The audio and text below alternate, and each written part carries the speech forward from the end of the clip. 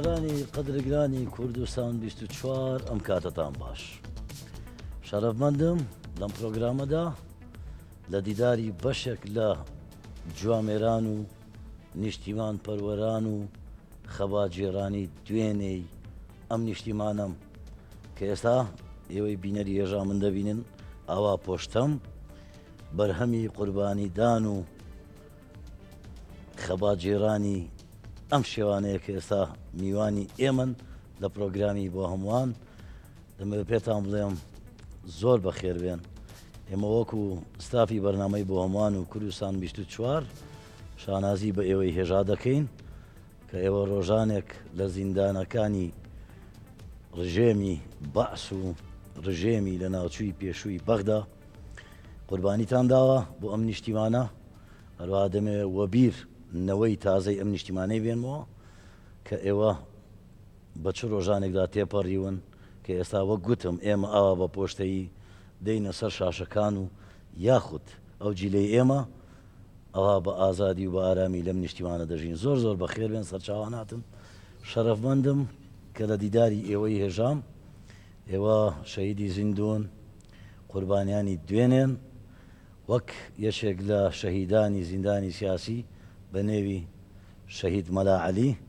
کە لە تێکستێکدا دەڵێ سەربەرزیە بۆ من کە پێڵاوم دەبینم بە سەرسەری دوژمنەوە وا لە بەرزی. هەر یەکێک لە ئێوە فەرمانی لە سێدارەدانی هەبووە،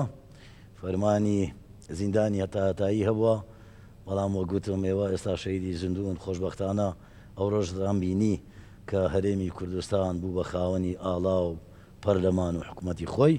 زۆر بەخێر بێن دووبارە سەرچاوان. کاکشوان یەکسەر دێمەلای جەنابەت. هەر یەکێک لە ئێوە بیرەوەری و سەربوردەیەک و چیرۆکێکی هەیە ئەگەر بیدەین بە سینەماکانی هۆلیوود لەوانەیە بۆ هەر یەکێک 5-6 فیلم بەرهەم بهێنرێت کەرم کە هەر یەکێک لێوە بەسەراتی ئەو ڕۆژانە بالەوە دەست پێ بکەین. پێم خۆشە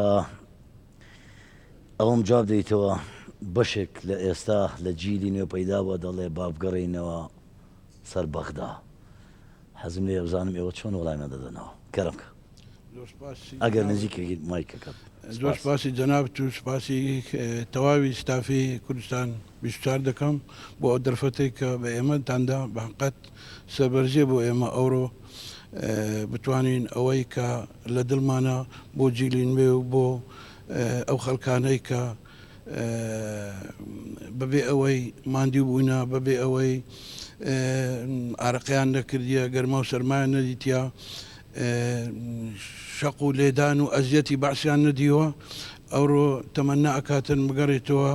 ژێر سێبەری هەمان حکمی پێشوو سیفاتی وانیان پێ باشتر بیتن لەو کوردستانە ئازادەی لەو کوردستانە خۆشەی لەو پەرلەمانەی لەو حکوومەتێک کە ئەوڕە هەمانە تەبێ لە سای مە و سایای زیندانیانی سیاسی ئەتوانم برێم ئەوڕۆمە دروست بووە. تەبێ زۆر باشە حەز دەکەی بە بیدەینە کاکاڤاڵی بەشی هەمووتان دەکا و پێم خۆشە سەرەتا وەکو بیرەوەرێک لە زیندانەکانی بەعسەوە کاکاڤاڵ تۆ هونەرمەندێکی دیار و بازمۆنیشی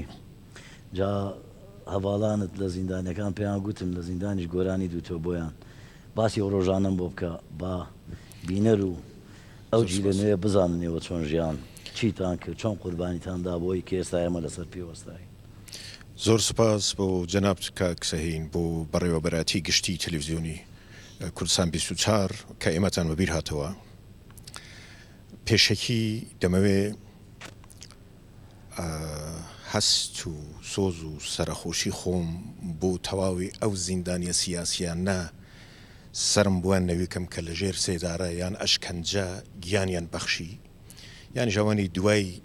ئازادبوونیش کە لە ژیاندا نەماون واروە سلااو ڕێزم بۆ تەواوی زیندانیانی سیاسی کوردستان بنێرم. ئەو پرسیارەی جەنابەت جارێ کە مەسەلەی چم دەگوت وەکو گۆرانی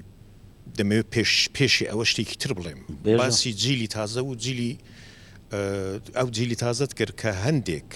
حتا سیاسی جیلی هاکەزایی نا نۆرمال نا کوڕی من و کوڕ و ئەوی تو ئەوانی کە ئاراستە کراون و سیاسیەن بە سیاسەتێکی هەلە ئاراستە دەکرێن و گەورە دەکرێن و پەروەردە دەکرێن کە بگەڕێنەوە بۆ ژێر دەسەڵاتی حیزبی بەعز یان دەسەڵاتی داگیرکەری کوردستان ئەوە کارەساتە بەڵام دەبێ دڵنیاش بن ئەوانە ناتوانن ئێمەین ئەگەر ئەو بڕیارە بدەین کوردستان بەرەو کوێ ببین ئەوان ناتوانن ئێمە تاگەر بینینە بەرچاومان هەتا لە وڵاتانی دەوروبەریشمان کە شتێکی وا دەبێت کە پەیوەندی بە نیشتیمانەوە هەیە بە ملەتەوە هەیە ڕاپرسی دەکرێ لە عاقڵمەندان دەپرسرێ لە پێشمە لە خەڵکی خۆی قەدیمیان شۆڕژگەر و ئەوە نیشتمانیان کردووە خزمەتیان کردووە لەوانە دەپرسێ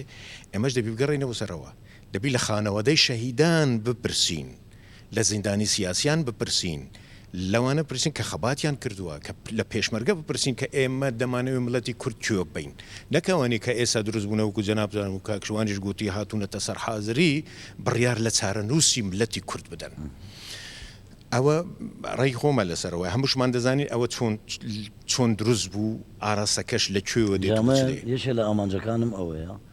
ئێوە وەبیر ئەو خەڵکی بێنەوە کە ئەم وڵاتە چۆن دروست بوو پێم خۆشە بەڕوونی باسی چیرۆکانی خۆتانم بکەن لە زیندان ئێوە هەمووتان زۆربەتان بەیەکەوە بوون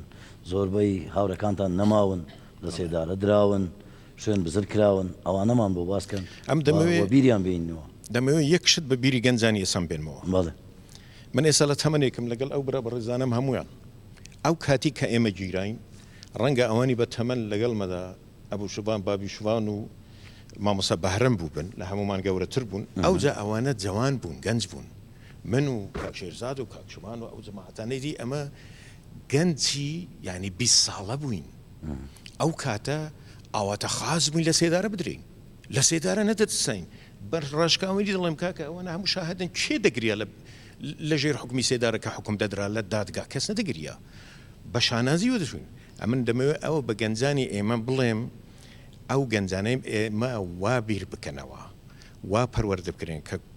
کوڕنەوەی ئێمە مانانن پێشمەرگە و ئەنفاڵن وابیر بکەنەوە کە وڵاتی خۆن ملەتێک وەکو جەنابی سەرۆک هەمیشە ئاماژەی پێدەدا ملەتێک ئەگەر وڵاتی نەبێ دەوڵەتی نەبێ یعنی هەموو ڕزالەتێک چاوەڕێ دەکات تووشی هەموو ڕزالەتێک دەبێ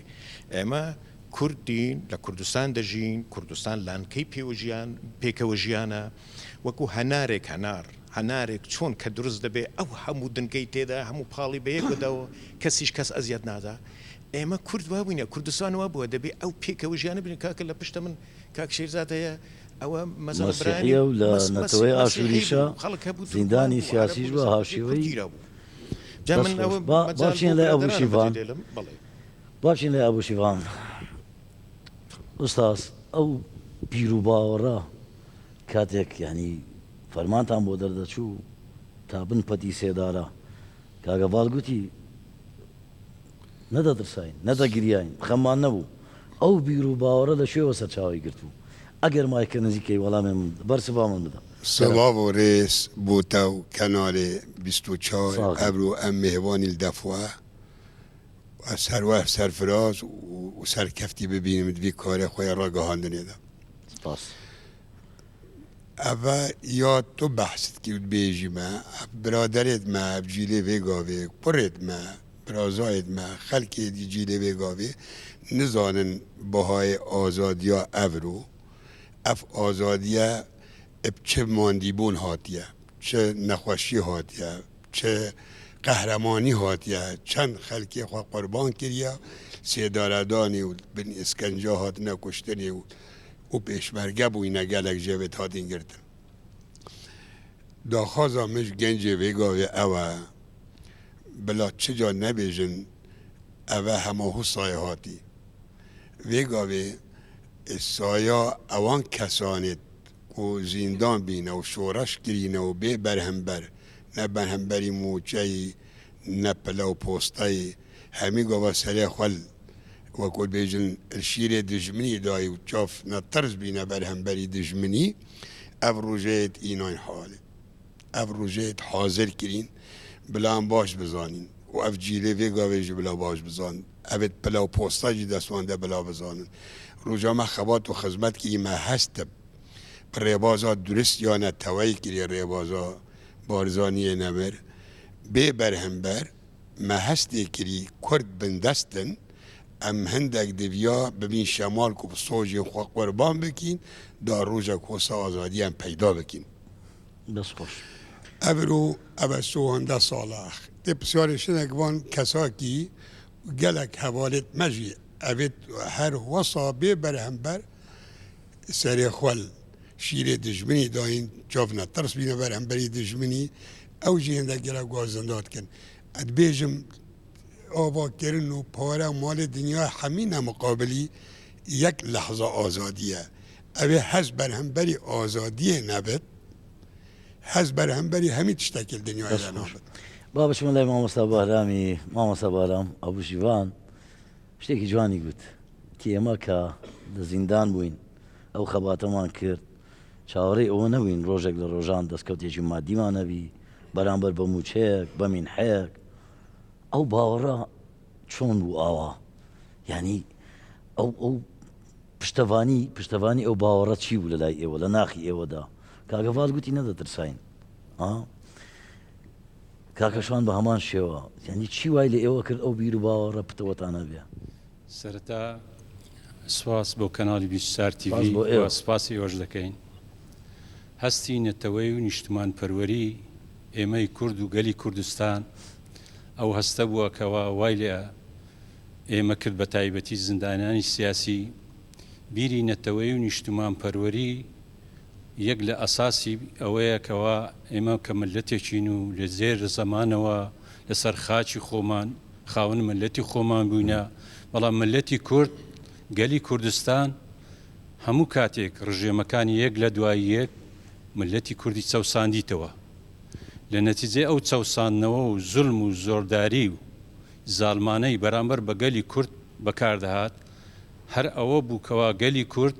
هەستی نەتەوەی و نیشتمان پەروەری زیاتر لێ دروست بی و لێ پەیدابی بە تایبەتی ئەو ڕێخستانەی کە لە سەردەمانێکی زووەوە لەدایک بووە و خاوەنی هەستی نەتەوە و نیشتمان پەروەری بووە و یەک لەوانە ڕێخستنەکانی ئێمەی پارتی دیموکراتی کوردستان بیری نەتەوەی و نیشتمان پەروەری وای کرد خەڵکانێکی ئێمە چ ببیت بە پێشمەرگا چ وەکو زیندانی سیاسی گەشە بە بیر و باوەڕی کوردایەتی بدا و دیفاع لە ماف و نیشتمانەکەی خۆی بکە و بە ئاسانی ئەو ڕۆژگارەی ئێستا بۆمە نەهاتیتە دی بەڵکو بە لە پێناو تەسعێکی زۆر لە پێناو بەرخودانێکی زۆری کوردایەتی چ ئەوانەی وەکو پێشمەرگە لە شاخ چ ئەوانەی وەکو زیندانی لە کونج و جێگا ناخۆشەکانی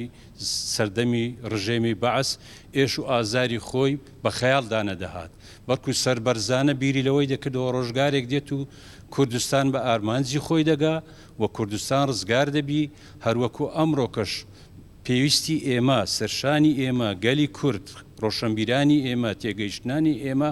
وا بکەن جیلی تازەی ئێستا بیری نیشتەوە و نیشتیمان و نەتەوە لە مێشتیان زیاتر زاخاو بکرێ و دیفاع لە خاک و ملەتەکەی خۆیان بکەن نەک وەکو خەڵکانێکی ئێستا بیر لە چوونەوە ژێر بێگانە بکەن بۆ ئێمە نەتەوەکانی تر ئەو نەتەوەی کە ئێمە لە گەریان دەژین هەتا ئێستاش بەرامبەر بە ئێمە زاڵمانە ڕەفتار دەکەن دەست خۆش بی کاک تەها بەرواری ئێوە هەمووی عەزیەت و عەزابتان دیوە لەو زیندانانە بیدایەت لە دەستپێشی بەرنامەکە گوتم ئێوە وەکو شەهیدی زیندون سوپاس بۆ کەناڵی پرسیارەکە ئەوەیە وەکو گوتمان هاوڕێیانیش باسییان کرد خەڵکانێک پەیدا بوون پاش ئەوەندە ساڵە پاژەوەی کە خوددان پەرلەمان و حکوومەت و ئاڵای خۆمانین پاس لەوە دەکەن جارێکی دی بگەڕێنەوە ژێر سێبەری فەرمانڕەوایی بەغدا کۆمنتت چییە وەکو زیندانێکی سیاسی قەنەعەتا من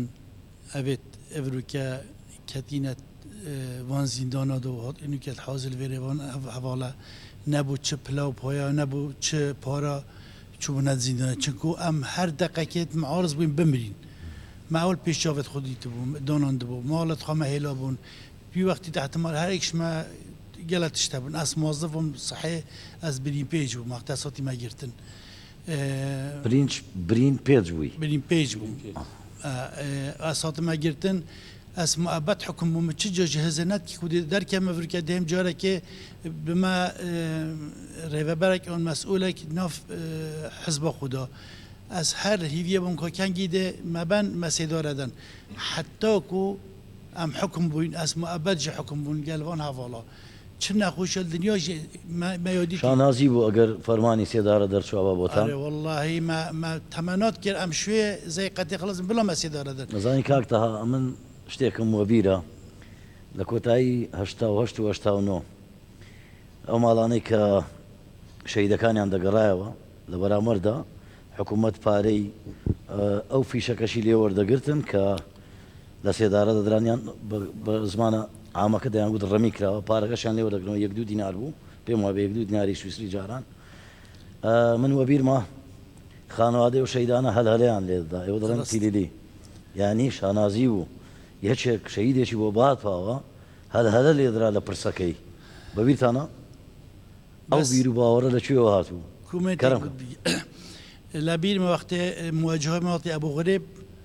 خسيا من دايكي خيزانم هاتا أو ديوا باتليلي هواري كد قلت إما فخر بيوا دبين إما جيغا شانازي إمانا إما هيش قبولنا كين بلن ما زندانينا إما زنداني دجمنن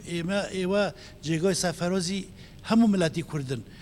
إما فخر لمالي خو بيوا دبين هيش كات خو با كيم حسابنا كان لنا خلق دا يعني عالم بشيوه كي سير تماشا عائلة كوني بس عائلة ما ونبو قلت شانازی بوو شەرەفمەندە بوون ظالمان ما زیندان بوین بو کردایەتی بۆ ملەتی خۆ نەبوو دژاتیا ملەتی خۆ چ جاژی ئەم ناشنە بم بۆرێت چ دژمنە بۆ دژی ملەتی خۆ بڕاستم کوردین و دەمینی کورد و دەمینی سافرس حتان بمرین دەست خۆش کاک شێرزاد لێرێ میوانمانە خۆمایکی دەمێ عەفو تا کاک شێرزاد لە پێکهاتەی کریسیانەکانی کوردستانە بەنەتەوەش ئاشوورە بە هەمان شێوە هاوشێوەی هەواڵانی زیندانی سیاسی بووە لەسەر پرسی کورد و کوردستان کاک شێرزاد بەخێری زۆر سپاس کاکسێ چوانیز زۆر سپاس چاوەکە پێم خۆشە بزانم ئەو باوەڕە چی وای لە تۆ کرد کەسێکی کریسیان هەمان ئەو بیرۆکێ و ئەو فکرە و ئەو هزرێ هەبێ بۆ کورد و کوردستان ساڵە 10 ساڵ پێم وابێ لە زیندان بووی 10 ساڵ حوت ڕۆژ ئەو بیر و باوەڕە چۆن بوو پێشەکی زۆر سپاس سپاس بۆ تۆ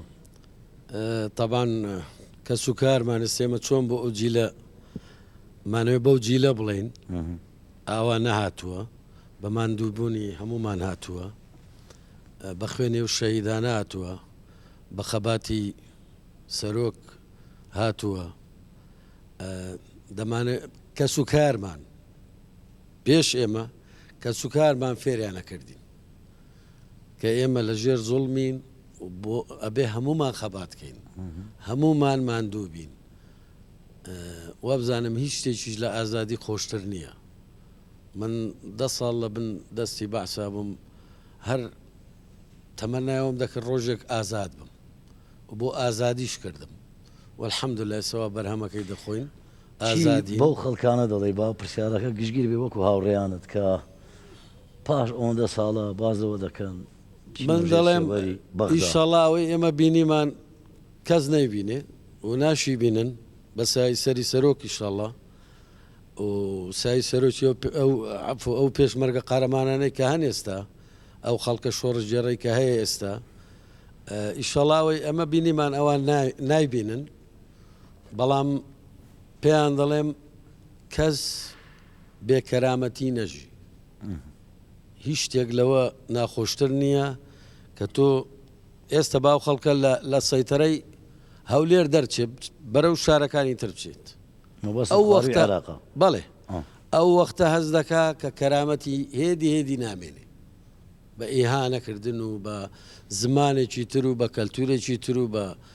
خوڕەوشتێکی تر قسەی لەگەڵ دەکەن کە دێتەوە ئێرەش ئەو وەختە دیسا هەز بە کەرامەتی خۆیەکە خەڵکەیە لێرە لە شارەکانی تری عێراق لێرە دەژی بە خۆی دەڵێ کە دەگەڕێمەوە ئێرە هەز دەکەم کەرامەتم هەیە کە دێتە کوردستان دەستخۆش سەیدا نەورۆست بەخێر بێ لە باژێری شێخانەوە بۆ زیندانەکانی باس من زۆر سوپاس ئەگەر نزیک بکەیت من زۆر سوپاس زیندان بووی من 6 ساڵ و 21 ڕۆژ بوو 6 ساڵ و 21 ڕۆژ فەرمانی لە سێدارە دانیشتە بوو من دوو جارە حکم بووم جار بەڵێ قضیه کم توزک جوازه بوده من موال 65 تمام تقریبا 17 سال بود و کاتی گیران بله وقتی از گرفتم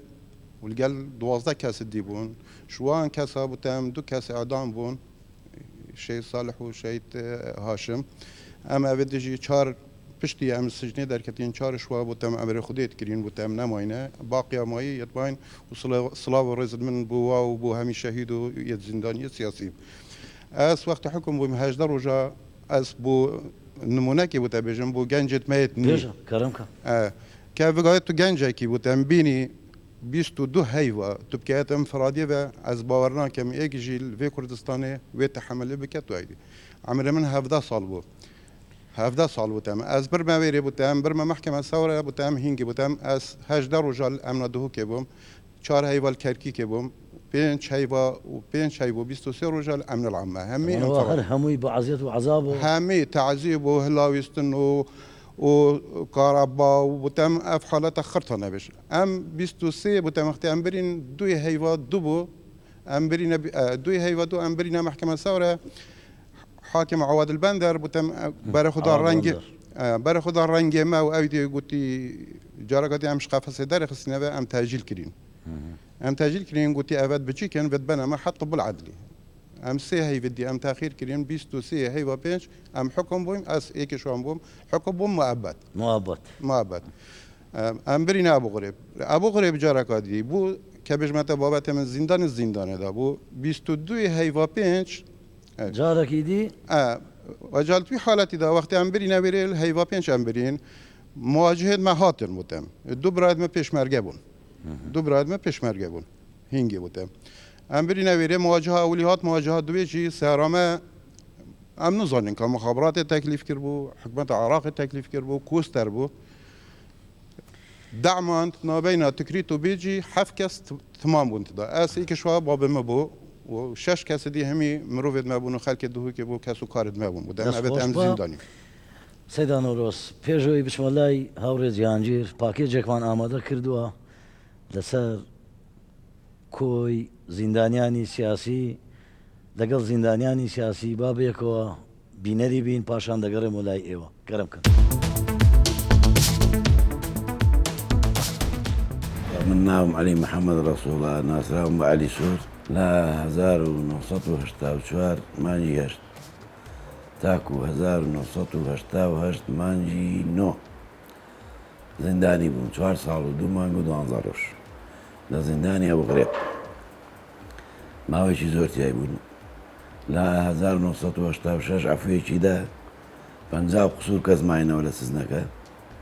او بيت لا 1988 عفوية كيدا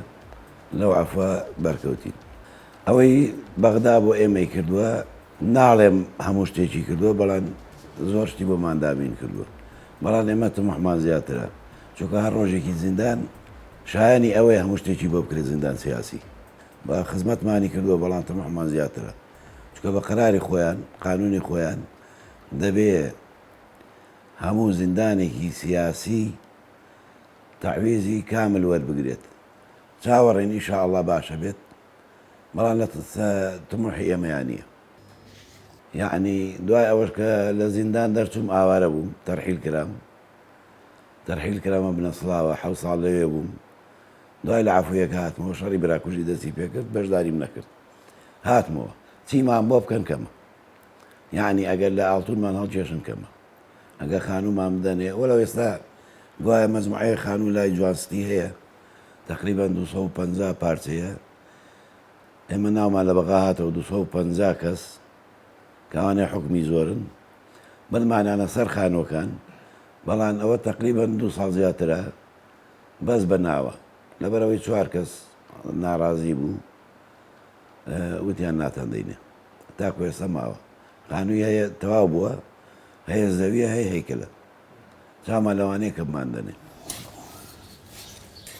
لسزن درسي دي تلبرسترين شهادة فيريها مشتيك بيت فيري أبابك مرافقان بناسيد خزمكاني خود بناسيد برادركاني خود بناسيد اتر بزاني شون بجيت دواي مرحلة سزن چۆنی چی تەحاملەکەیت یعنی ئەو معاناتە ئێمە بینیمانە باوەڕ ناکەم لە وەختی سەدام میتر زڵم و زۆری سەدام ناویدا بووە ئەمار حەجیمەوە وەختە تازە ڕێژی لێهاتە بوو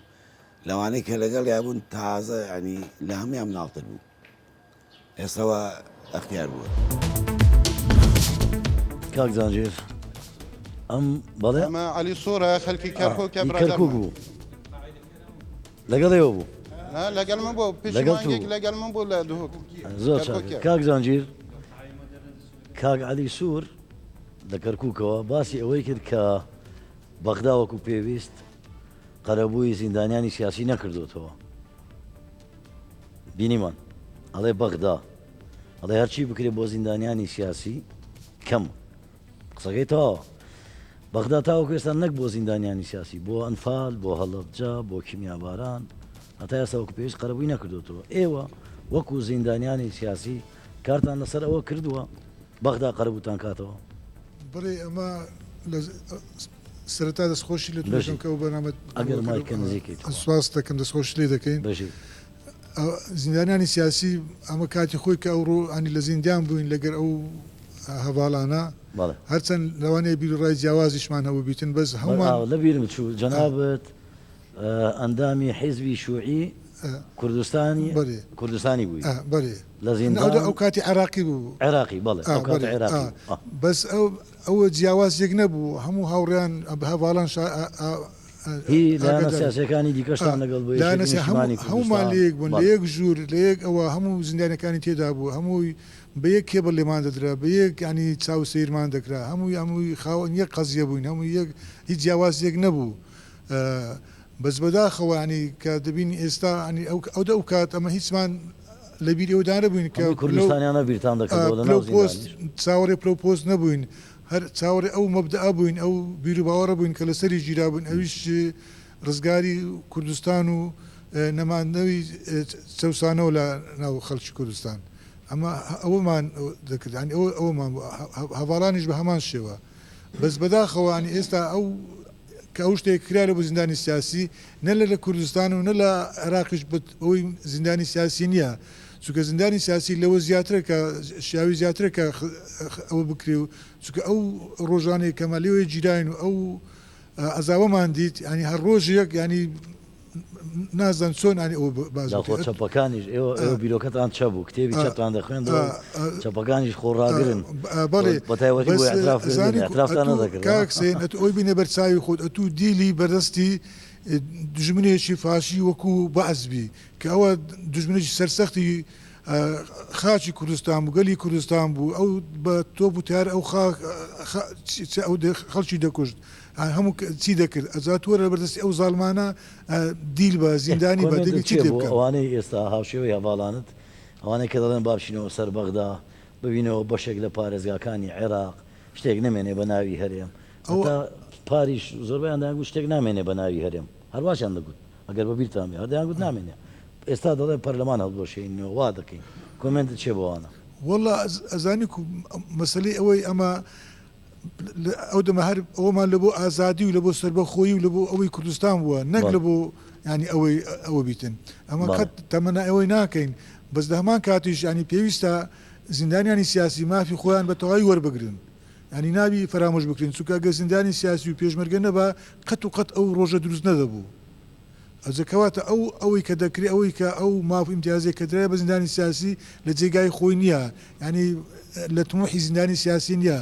زیندانی سیاسی شایستەی گەلێک زیاتر وەکو پێم گوتی چکەمەل زۆر ینی هەموو هەواڵان ئاگادارن ینی لە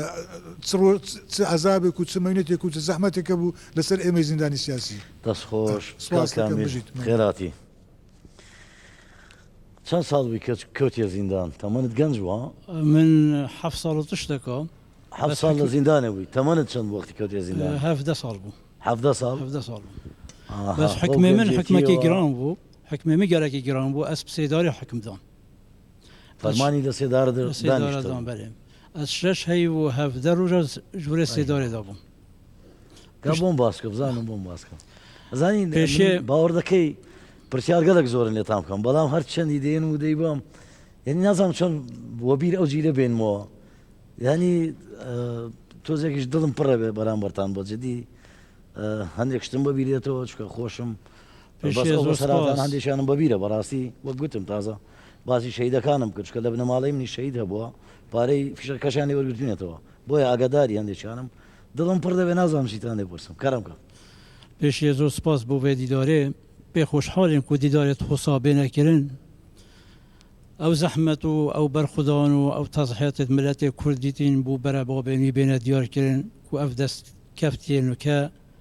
ئەمە حساب دەست بە نەهاتیە ئەف هەڤالە نوکەیان بین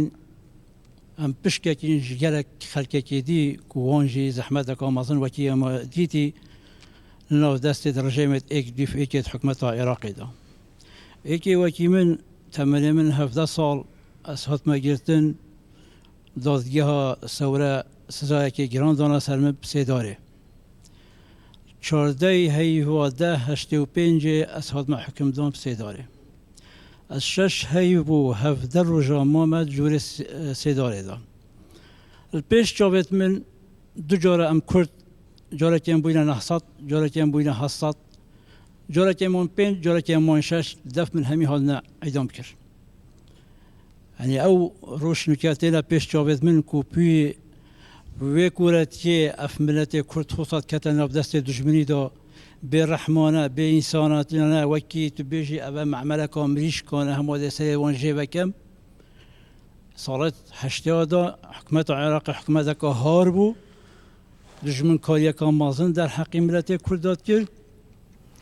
لەورە ئەم وەژی داخواستیان وەکی ڕاگەهاند کار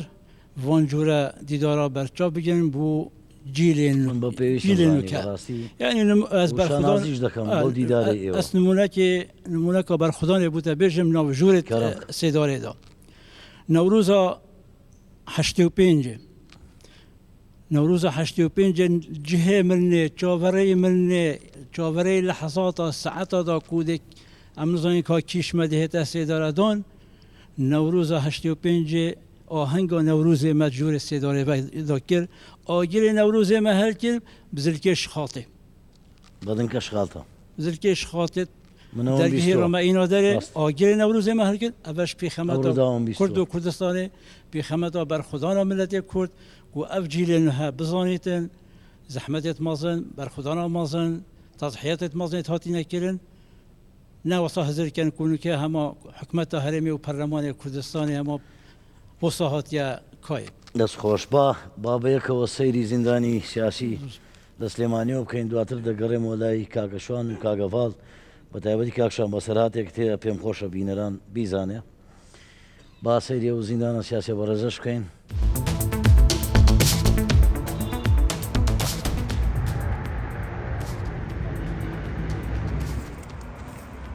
من وەختی خۆی پێشمەرگە بووم کاتێکە شێک بە فۆرمانێکی حیزب دابەزین بۆ سنووری شارە زۆر لە دەست شانەی کەوتینە کەمین و بە برینداری من مامۆتا سبێنێ دەوری سعات دەونی من دەستگیر کرام کاتێکی هێنامیانە ئێرە تەمەنی گیانم حاڵم زۆر خراپ بوو قاچم لە دووسێ جێگە شکا بوو دەستم شکا بوو ئەوەی گیانم پیس بوو خوێن و پیسیپیەوە بوو حتا ئەمرەکان قێزیان نەهادەستم لێ لێرە بە گاگۆڵچیە بۆ بەشی ئەو دیو کە ڕۆشتم مدیر کە بینی لێ من بۆ حاڵە هاتووم زۆر بە شێوازێکی ناشین پەلاماری ئەمرەکانی خۆیان یاوتی بۆ هەڵتان نەگرتووە ئەو کات باوەش ئەمەبراکە بودمانە ژوور ئیتر لێوە سەرەتای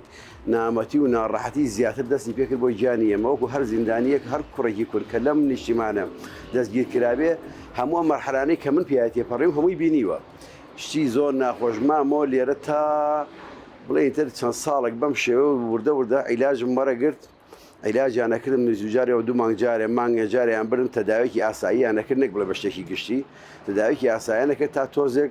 هاتمەوە سەرخۆ لە دوای جە تحقیق و تعزیر دەستی پێ کرد وەکو زنانیان سیاسی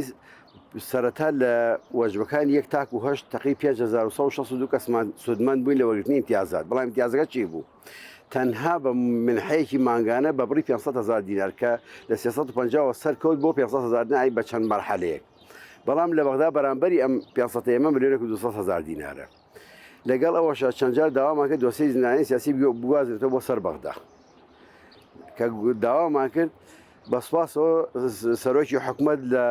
کۆتاییە بڕیاری دادۆستەکە بگوازێت سەر حکوومەتی عراقی سەر مۆسەی زناسیاسەکانی عراق بەڵام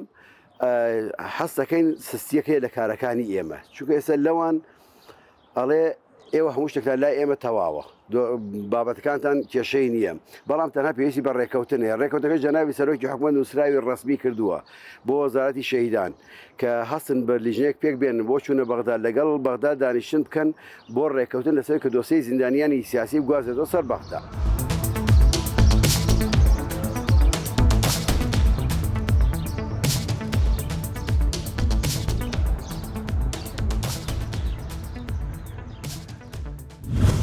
کاکشان بینیمان لە سلێمانیەوە باسی ئەشکەنجە و ئازاری زیندانیشی کرد چەند جار هەتا بە برینداری ئەشکەنجەیان داون پێم خۆشە بە جیلی نوێ بڵێ چۆن ئەشکەنجە دراویت چیان لێ کردویت لە تعزیبەکان هەتا بە سەراتێکی شتەیە یەکێک لەو ئەفسەرانەی کە بەردەوام تعزیبی داوی بە پلەی ڕاید بووە زمانە سوورە هەر بە پلێر تۆ ئەبیتە ڕائید و ئەویژەکەوێتەوە وەردەستی خۆت ئەگەر بە خێرایی ئەومە باسکەیت بەس نزیکە ئەمە وەختی خۆی کە من گیرام عمرم 20 سال بوو تەڵەبەی کولی شورتەی بەغدا بووم مەرحەلەی دوو بووم چاردەی 1285 کە گیرام بڕواتە بیسمێرم نەبوو کە داخلی سجن بووین هەر هەمومان پێکەوە بووین بە هەموو حزابەوە یەکێتی پارتی شۆی هەمومان لە یەک ژوور بووین هەر بڕواتەبی ژووری 48 کەس هەتا 38 کەس هەتا 40 کەسی تێدا بوو لە یەک ژووری لە ئەمنی هەولێرێ 4 غورفەمان هەبوو زائیدەن 4 غورفەی ئینفرادی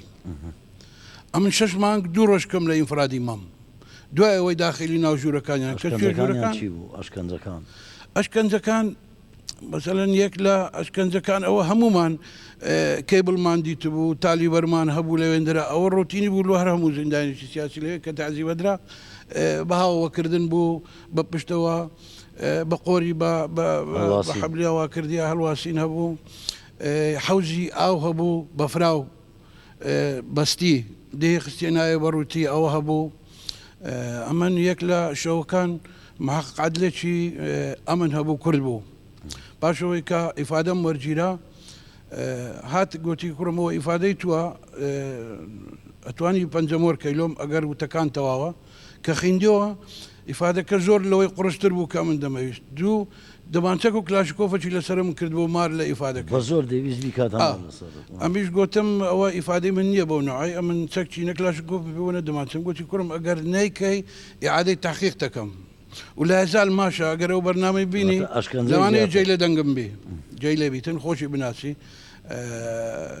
که گوتی عادی تحقیق تکم گوتم مشکلک نیا برواتبی او شو چاردەی 12 کە قورسترین سەرمای 80 ساری 85 حتا سبەینە میل ناو حەوزی ئاوێنە بەڕووتی ناو بەفراوێ و ماشە ئێستا پاشی 91 و 92 هەر ئەو محقق عەدلێ ئەمنی کردیانە ڕئیس محکەمەی هەولێر جنایەت یەک ئێستا تەقاعودە و ماشە کاگەڤاڵ لۆ شاید یوتەکانیشم دیسار ئەو ڕاید عەیزەدینێک کە مدیر ئەمنی بەلدەی هەولێر بوو ئەویش مایە و مەوجودە و ئێستا حکومە لە سزنی گەوران هاتەوە بەردەستی خۆم و بە کاتی خۆش باسم کرد لە نەفسی کەناڵ بە هەمان ڕوود بە کەتەوە بەردەستی خۆم کە ئەو ڕائید بوو ئەمن متهم بووم ئەو جارێ ئەمن ڕائید بووم بوو مدیری بەلدە بووم ئەو جارێ ئەو بۆ متامی هات بەس ئەو ڕفتاری ئەو دەگەرمنی کرد ئەم بەعکسێوی کردم ئەو مواجهی دەتدا ئەمن دامێ ئەو مەسەلەن جلو بەرەک لۆم دەهات نەی دەدامێ ئەمن دامێ ئەو عینەکی لە چاوی نەما بوو عینەکەم لۆی کردامێ ویستت چ پەیامێک بگەێنی ویستت بڵێ ئەوە کورد مامەڵەی ئەوەیە طبیعی پەیامی من ئەوەیە ئەمە پەیامەکەت بۆ ئەوە بوو کورد بۆ ئەو ڕایدە ئەوە پەیامی کوردە ئەمەکە کورد کە بەعام بە کورد درمان سافە نامانەوێت ئەو ڕفتاری ئەوان دەکەین ئەمە دووبارەی بکەینەوە ناکەین ئەو ڕفتارەمان دووبار دەکرد یان ئێمە شۆچوانین کاتم بەشی هەمووان بکات کاگەڤاڵ باسی ئەشکەنجەکانم لەو بکە ئەو ئەشکەنجەکان بگومان هەر یەکێکمان چەند چیرۆکێکی باشە سەرچاو بەڵام لە بەرنامەوەدا ئینسان ناتوانێت بڵێ بەڵام ئەشکەنجەکان کە وەکو برادەران باسییان کرد بە هەموو شێوە بەڵام من لەو کات مشکلێم چ بوو 3 شاهدم لەسەر بوون سێ شاهدم لەسەر بوون بەداخەوە یەکێکیان ئێسا عەمیدە تەقاعودە لێرە لە هەرێمی کوردستان ئەوە دەبی بڵێم جا مشکلەی من زۆر ئاڵۆز بوو تحقیقی من زۆر قورس بوو تعزیبی من زۆر قورس بوو 5 مانگ و 13 ڕۆژ لە ژووری ئینفرادیدا بووم ژوورێک ئاو دەستێک بوو 1 متر مربع یەک گوشی نایلۆنم لە هونەرمەندێکی دیارە برای شەید مەغرید هەرچێکە لە شەڕی داعش شەید و بەداخەوە بنەماڵەیەکی ناسراون تێدان لە بابەتی کورد و کوردەواری تێدان ینی ئەوە من شایەتم سپاس جا دەو ژوورە ئینفرادیدا من گوشێکی نایلۆنم هەبوو یعنی لێفم بوو دۆشەکم بوو بالیفم بوو درێژ بوو نوژ نەبوو ڕازێم بنوم ئاوا مترێک مربع ینی WC بوو ببورن کە وەقسە دەکەم خلاصەی کەلام ئەمن یەک یادگاری سجنەیە هەتا دەمبرم بڕیارم داوە لەگەڵم بمینێتەوە ئەویش ئەوەیە من لە سەجندا تووشی ئینزلاق و فەقەرات بووم دایت یە پێی چەپەم شەوان بەژانەوە لەگەری ڕادێم ئەمەلیاتی ناکەم بۆ ئەوەی هەتا دەمرم ئەو ژانەی حەزبی بەعەز زیندانی حەزبی بەعەز لە مێشکمدا هەبێ کە هەر کەسێکیش ئاواتەخواز بێ بگەڕێتەوە بن دەستی ڕژێمی بەعەز من نەفرەتی لێ بکەم دەست خۆش ئەو شیڤان کاتەکانم زۆر کەم و بمبورن یعنی باوەڕتان هەبێ ئەوەندەی لەگەڵ ئێوە لە دیداردا بم چەند بێژ ناتوانم بڵێم خزمەتە ئەمسترانەکە دەبێت لە کۆتایی باسترانەکە ئەم چەند بکین و بێژین دەربارەی زیندانی سیاسی یعنی پێک بە چ نەماوە نیزاما بەعەس لەگەل ئەوی ملەت ئێمەیە کورد نەکردبن باوەڕ بکە هەواڵێک مەی زیندانی سەر تجەسسێ گرتبی سەر سووری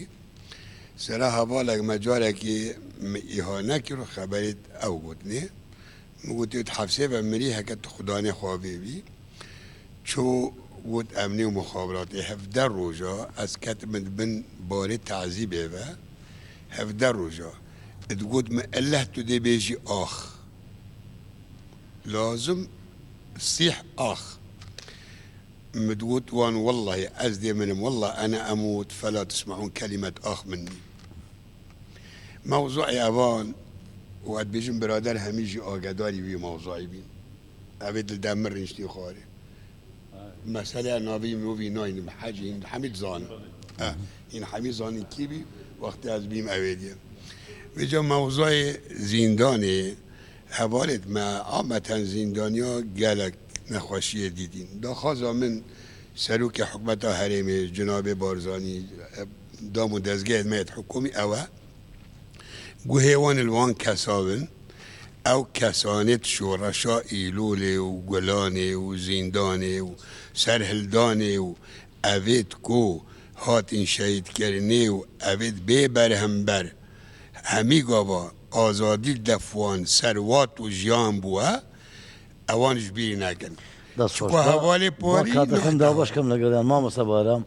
ئەڵێن هەواڵی مەرگی ئیدریس بارزانیتان بۆ هات پێم وای بە کاکشانوان پێوەڵ ساون یەکسەر پرسەتان لە ناو زیندان پرسەتان بۆ ئیدریس بارزانی ڕەحمەتی ئامادە کردووە ئەوە چۆن بوو ئەگەر بە کوردی پێم بڵێ طبعا ڕۆژێکی بەنسبەت ئێمە زیندانی سیاسی ئەو خەبەرێکی زۆر ناخۆش بوو بەڵێ لەبەرەوەی دژمن پێی خۆش بوو ئەو خەبەری بڵاو بکاتەوە هات تەلەڤیزیۆنی کردەوە لە قاعی هەموو ڕوونیشتبووینەوە هەواڵانەش هەموو بەیەکەوە هەموو دانیشتبووین تەلەڤیزیۆنیان کردەوە خەبەری ئەویان گەیان کە ڕەحمەتی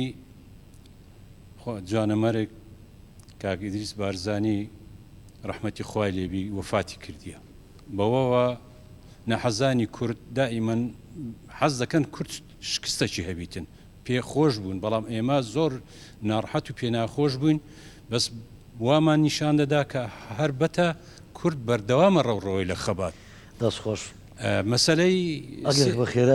بە خێرایی سێ نکتەی ئەوە لۆ دژۆرمەی بەس بە خێرایی لێدان و کێبل و ئەشکەنجە و ئازار و کارەبا ئەوە وەختێکی زۆری دەوێت کوچ ئەزێ درایە من شخصی خۆم 11 مانگ و قسوور لە تەعزیب بووم لە ئەمنی هەولێرە لە ئیستەخباراتی هەیە کەرکوچێ لە ئەمنی عامە سێ خاڵ هەیە لەمێ بەر بە کورتی بیرێم ڕۆژێکیان لە دوویەکەچی دەگەڕان دەرکیان دەکردەوە ئەمن و ئیستەخباراتەکان دەرکەیان ناوەکە نەبوو شخصەکە نەبوو دەرکەیمایان کردەوە من ویستم هەر هەواڵێکم نەگەر بوو هەزار ڕەحمەتی لێبی نەجیب پێم گۆ وەرە بڕۆین هەربێن ئەمە ئەعدام دەکرێن گوتی هەرنێن هەرێن ئەمن دەرکەم کردەوە دەستم ڕاکیشە دەرکەم کردەوە تۆپەکە بە دەرکەی کرد بە دەرکەی کرد نازم کو ئەو هەستیان پێ کرد هاتن گوتیان ئەتوو دەدویست هەر بێ گوتم نەخێر داوای ئاوم دەکردی دەبی وا برێم خۆ نارێ ماردێم وتی دەستت بینە ئاو لۆ تێ دەکەین سۆندەکە ڕاگرت بە درۆ سۆندەکەی ڕاگرت دەستم بردە دەرێ دەستیان گرتم کێبلیان ئەویان لێ قەیم کرد عەبلیان لێ قەیم کرد لە عەبلێ قەیمکردنەکەی دەرکیان کردەوە هاتن ژۆرێ هۆرد و قاچیان زنجیریان لێ قەیم کرد هەر لە ئێوارەیە عیشا نەبوو حتا سبەنێ لێدانی من بەردەوام بوو لە بەچ شێوەیەک بەردەوام بوو دوو زابط یەکیان چاوشین بوو نەقی بوو یەکێشکەش ملازم ئەوەل بوو ئەو دەهات جوونی دەدا ئیهانەی دەکردم دەگۆ بە پێوە ڕاوەستە بە پێوە ڕادەوەستام دەیگۆ دانیشە هەر یەکە بە نەوعچی پەنجەکانیشیان مێستا پەنجەم لە جاران جوانترە بە پلایسی قرتاندیان ئەوە شەقیان کرد لە گوشینێ هەموو بریندار بوو هەموو خین و کەپ و دم و چاو بەیانەکەی زۆر ڕائیدەکە هات گوتی ئەوی بینە دەری ئەمنیانی نادەر لە پێش دەرکەی لە قەلۆکانیش قرتێنراون ئەمە دەمساوم قەلبم نەما بۆ مخین هەموو لەگەل لێدانێ جێم و کەپوم و ئەوانە هەموو بێعیساب و لە خین و لە ئەشکەنجەی لەقەی هاوش لە دم و چاوم بدا خۆم وەرجێڕا کاگەواز کۆتایی بەرنامەکەم بۆ سترانە دەبێت کە تۆ لە زیندان بوو ئەو هەواڵانت گوتووە باشە بەری ئەوە با من خواهاویزی لە بینەران بکەم بینەرانی هێژا جارێکی دی من شەرەفمەندم ئەمڕۆ توانیم لە دیداری ئەو جوامێرانە بۆیش هەر بە پێوە وەستام نەمتوانی ڕێگەم بەخۆم نەدا دابنیشم بەرامبەریان وەکو ڕێزێک بۆ خەبات و قوربانیدانیان بە سترانەکەی هونەرمەند و زیندانی سیاسی و پێشمەرگەی دێرین کاکە هەواڵ حاجی کۆتایی بە پرۆگرامەکەم دێنم تا دیدار هەمیشەتان شاد کەرم کە قوربان کنجا زیندانێ بران و جهێ مێرانە قەید و کەلەبچێن بران و شۆڕژ گێرانە زیندانە مەزن خاندنگەها من ئەس تێدا فێر بووم بران و جەرگە شێرانە بۆچی ئەس گرتم بران و وی دوژمنێ هار ما قەی نزانن خەلکین و ئەزم خودانوار مافێ سەرخۆبوون ئارمانجا منە هێشتا بن دەستم بران و دنالم بنبار سۆندە و کێبلا بران و لنگت مشکاندن نێنوگێت تبلا بران و لە من فراندن تێلێن کەهرەبێ خستنە گوهێت من گهێد لە شێ من بران و تێکدا لەرزاندن ئەس قەت ناڕەڤم من نینە بازدان پرشانازیە گەر بێم قەناردان جەرگ و دل و جان گۆری گەلێ من هەر بژیت کورد و کوردستان